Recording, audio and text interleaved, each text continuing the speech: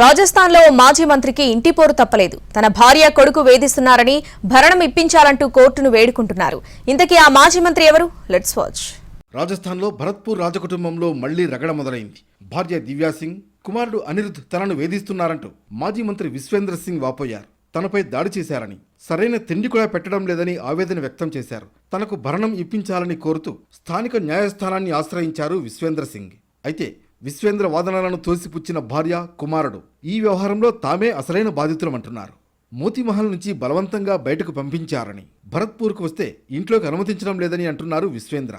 అంతేకాదు, భార్య, కుమారుడు కలిసి తనను చంపేందుకు కుట్ర పన్నుతున్నారని, ఆ తర్వాత ఆస్తి మొత్తం స్వాధీనం చేసుకోవచ్చని భావిస్తున్నారని ఆరోపించారు. తనకు నెలకు 5 లక్షల భరణంతో పాటు మోతీమహల్ను తిరిగి ఇప్పించాలని కోర్టును కోరారు మాజీ మంత్రి విశ్వేంద్ర సింగ్. తనను కొట్టడంతో పాటు ఆహారం కూడా ఇవ్వడం లేదని తండ్రి విశ్వేంద్ర సింగ్ చేసిన ఆరోపణలను ఆయన కుమారుడు అనిరుద్ తప్పుపట్టారు.